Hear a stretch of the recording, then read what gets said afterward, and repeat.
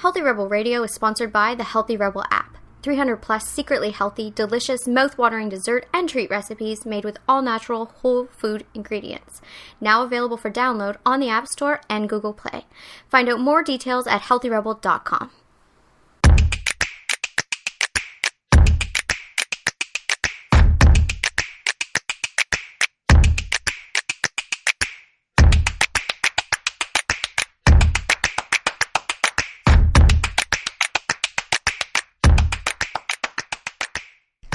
Welcome to Healthy Rebel Radio. I'm your host, Dr. David Deiser. I'm here with my Damien Health Healthy Rebel co-founder, Amy Lane. Good morning. Good morning. How are you today?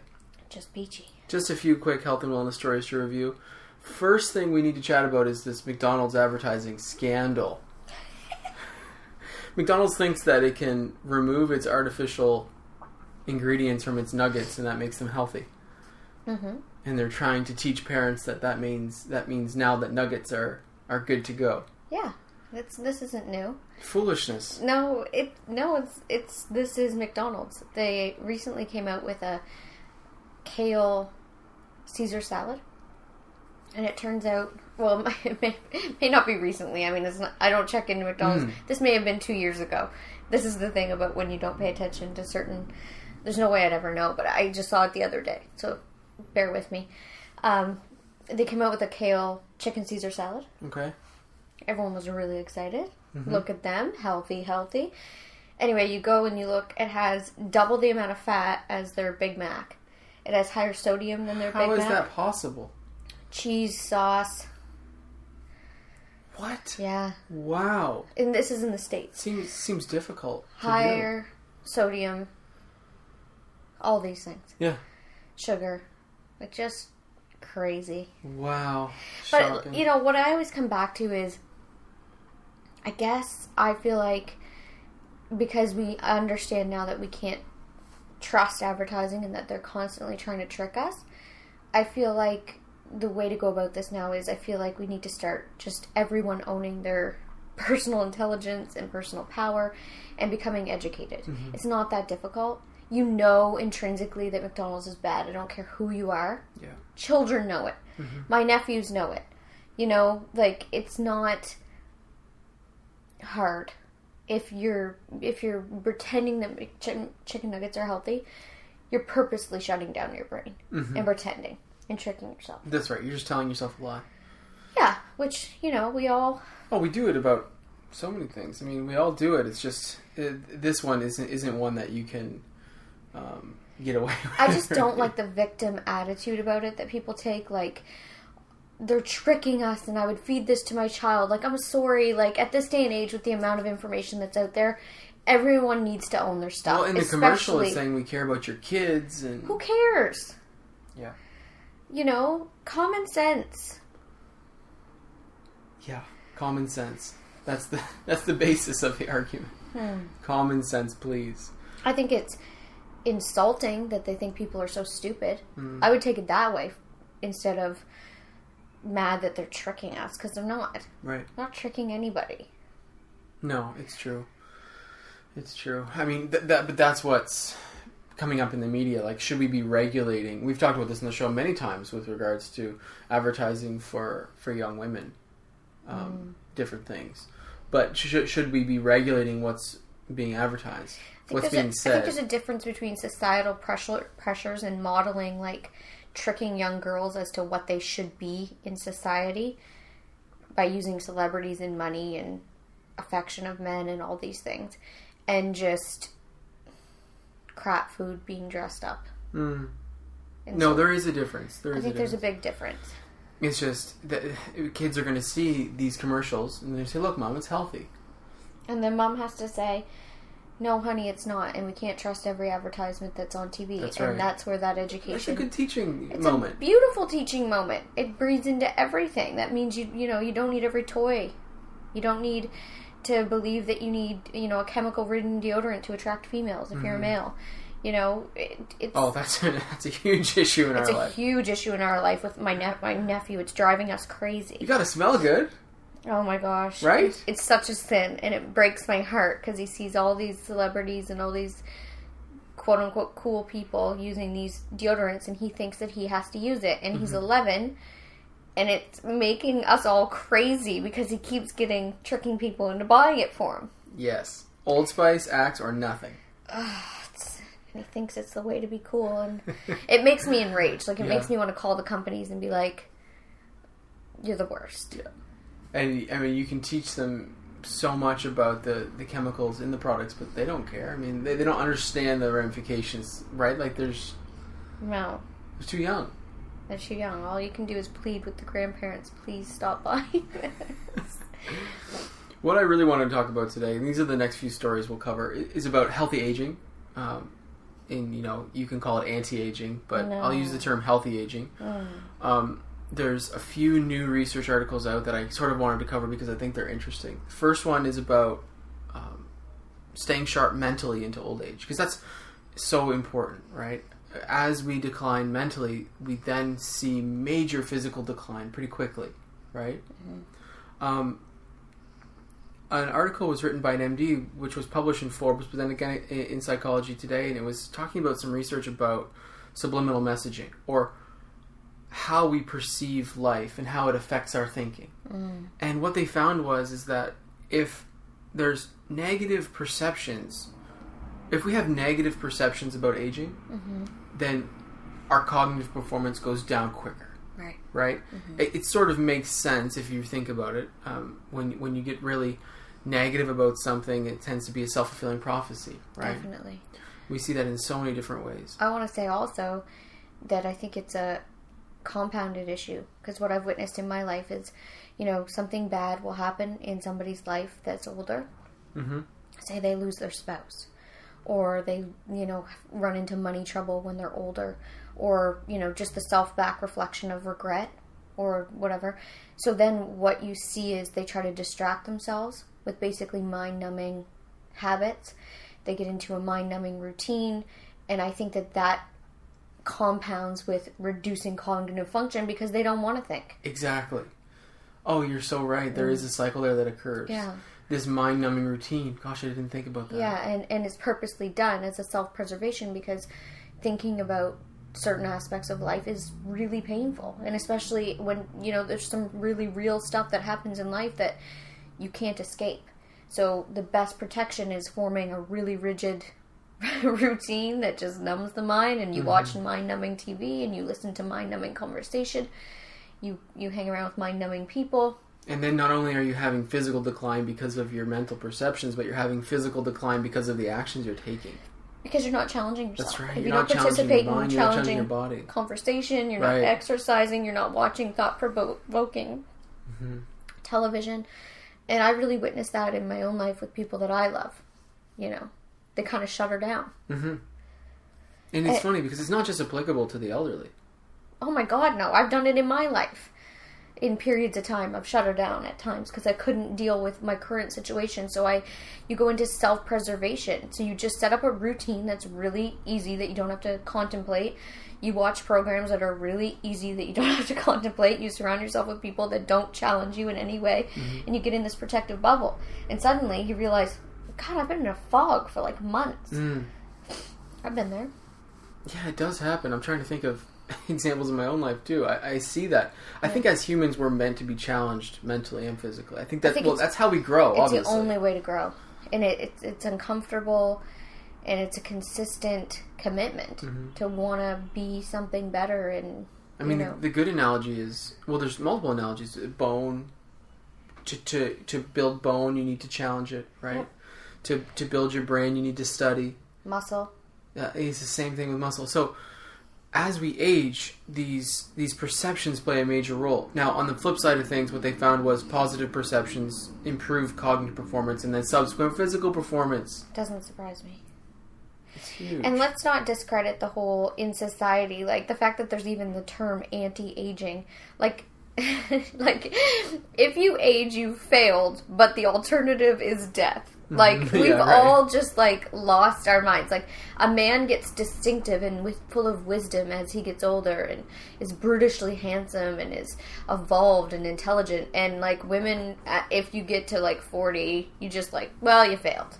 Right. We're only interested of the, 16 to 24-year-old. It's foolishness. And we have to start turning our backs on that thing that's been sold to us. And we have to start valuing and... Well, the good thing is, it's a shift in perception, right? It's not hard. Well, it is hard when it's being yelled at from ways that you don't even realize. You need to have significant blinders. I mean, that's something you're pretty good at, is putting the blinders on. Definitely. I mean, well, in my own life, what amazes me is that at 33, I feel younger in every aspect, except for, like, being naive or making dumb choices. But in every aspect, like physically, emotionally, mentally, I feel lighter and happier and easier in my body than I ever did in my early 20s. Mm-hmm. That's pretty awesome. Or late teens, for that matter. Yeah, right. So I don't buy the stuff about aging. You don't buy into it. But I see it. Mm-hmm. I don't ignore it. I see it and I think, okay, I gotta work against this. I gotta bring up the other side. That's a good lesson, because even if you see it, you need to put the blinders on, because we know positive perception improves performance. But it's not about blinders, because living like a spiritually powerful life doesn't mean you ignore reality. I'm not going to ignore that these things are happening. I'm going to actively say, honey. Yeah. And I'm going to speak louder and firmer and more consistently about the truth. Right. Well, what you're doing here is you're defining reality for you. Yeah, and I'm giving, the idea for others to think about if they want to live in a different reality. Yes, exactly. Well, what that brings us to is genetics. I mean, because you know how we talk about so much about epigenetics. Epigenetics is the ability to change the expression of your genes through living a healthy lifestyle, right? Well, geneticists all over the place have been studying anti-aging or healthy aging and trying to figure out if is there a gene that's activated that is associated with living a really long time. It turns out there is. We don't know much about it yet. Well, I mean, some people do, but it's not being explained just yet, because we have to figure some more things out. But it's called ApoE, and there's many different components of it. But they have found a gene that's associated with longevity. Now, is this gene being expressed in certain people because of their lifestyle? Is it epigenetic expression? Right? Anyways, this will be the future of healthy aging, and looking to see what causes this gene to flourish. I think it'll be very interesting. But positive perception plays a huge role in so many components of life. Yeah, I just think if we talk too heavily about genes, then everyone just looks at their excuses to fail. Well, that's why I love epigenetics. You live a healthy lifestyle, you have positive gene expression. It's like we were talking about last week, or earlier this week, about the causes of chronic disease, the causes of cancer, the causes of Alzheimer's, the causes of cardiovascular disease. Very, very low risk associated with gene expression. It's mostly lifestyle. And is that lifestyle have such a significant impact because its effects on gene expression? I mean, that's something that we'll figure out in the future. But currently, it's all about lifestyle. It's 10 in terms of cancer. What they found was 10 to 30% of it was related to gene expression, which is significant, but not crazy. It doesn't mean we can blame a lot of things on our genes. Yeah, it's about shifting out of victimization, for sure. Definitely. The final story I want to talk about today was about hormonal therapy. Because when people are thinking about anti-aging or healthy aging, they're thinking about using hormone replacement therapy in menopause, right? That's something that comes up so often. And there was a lot of fear put into this after the women's health study in the 90s, where rightfully so. Yeah, definitely, where the health outcomes were terrible after doing hormone therapy. Now, what everyone should know is that study, in that study, it was terribly flawed. Most of the negative consequences, especially with regards to cardiovascular disease, were when hormones were given to women who were in their 60s and 70s. The hormones that were given were also synthetic versions that came from horse urine. And we know that there's no reason to start someone on hormone therapy who is in their 60s and 70s. It doesn't make any sense. So the criticism is that they most likely had cardiovascular changes already. Anyhow, if you look at the detailed information about hormonal therapy, and I'm talking about using natural bioidentical hormones what we see is reduced hip fractures, prevention of colon cancer, reduction in cardiovascular disease, reduction in breast cancer. Very, very good outcomes for those who start bioidentical hormone therapy as they're transitioning into menopause. So the hormones now that you're talking about that you work with, yes, come from the hormones that I work with currently. They're bioidentical versions from yams. They're awesome. So they're plant-based over animal-based is what was before. So that's a huge difference. Right. Yeah, they're very good. And it works. It's excellent. Health outcomes are so good. Well, it can be a big game changer for a lot of women. It's about finding the right dose. And we're not talking anti-aging here, healthy aging. This is preventative medicine. It's support. It's support. So the most recent study was a Danish trial. 1,000 women entering menopause were given hormones for 10 years. We don't normally do longer than 5 years, by the way. This was a 10-year study. They had a reduction in cardiovascular disease and breast cancer for the 16 years follow-up. Pretty good. Yeah. Pretty good. And some of these studies are even using the conventional prescriptions that were given before. The hormone replacement therapy, the Premarin, Prometrium. But they're given at the right time and the right doses and tracked properly. Right. It's important to work with someone who knows what they're doing.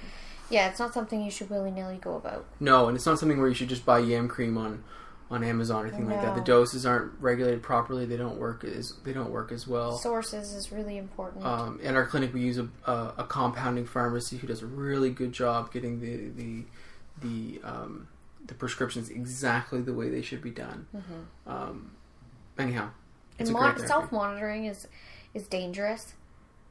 I've learned that with myself because I'm such an independent self-fixer that having, actually, even though, because, it's that whole thing, our egos come up, I'm a professional, I'm in the health field, I know more than most people, I read research, but there has been nothing more valuable to me in my life than actually taking a passive role and letting you take more of a lead in my healthcare. And that doesn't mean that I don't monitor myself and bring up everything that's going on with me, because I have to be equally present, but actually letting you run the proper tests, monitor what's actually going on. It's been unbelievably valuable because we have such blinders with ourselves. Oh, it's so true. We really put the blinders on. I do it with myself all the time. But I think especially educated A-type personalities, we all think that we can fix ourselves and we don't need help. Yeah. It's like when I get those emails from people that are going to join the program, and it's always people that have, that are actual doctors or lawyers or, in these high professions that will say, I don't really need this. I don't really need you to help me. But I'm going to and it's like, calm down. We all need an outside view. Yeah. That's why there's experts in different areas. Oh, exactly. I think we talk about it all the time. It's so valuable to work with someone. Just the observation factor I've found. In bioidentical hormones, when we're working with these plant-based hormones, it's still helpful to test. You have to check and see how the hormone levels are changing, right? Yeah, you don't want to do these things in the dark. Especially when you, say you get really quick results. And, after 6 months to 8 months, you want to see where your hormones are again. Oh, definitely. Right? To see where they are while you're taking the medication. Definitely. And then for people who don't get results, to do proper dosing, it's important to do follow-up testing. Definitely. But to do that, you need to do very specific either urine or saliva testing, and the blood testing that's being done is not effective. No. So it's working with someone who knows what they're doing is the basics. That's healthy aging. Really what we want to do is keep the brain sharp. When the brain is sharp, it's much easier to get out for that walk, right? It's much easier to go and hang out with friends. Make empowering choices, period. Choose the healthier lifestyle. Choose the healthier people to be around. Choose to view your day from a positive perspective. All those things, your life improves when your base, when your foundation, when your pillar of your human body is aligned.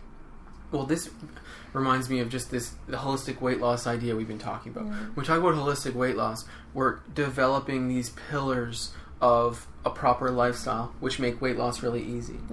One of those is mental emotional, right? The mental emotional pillar is so extremely important, keeping stress low. It affects everything. It does, because when it's thrown off, you tend to retreat, like you're saying. You tend to retreat, you tend to go for things that are easy, Poor and choices. they dumb you down, and these choices make it much more difficult to keep a positive perception about things. Definitely. Yeah. I'm really interested in this. I think this topic is so cool. Me too.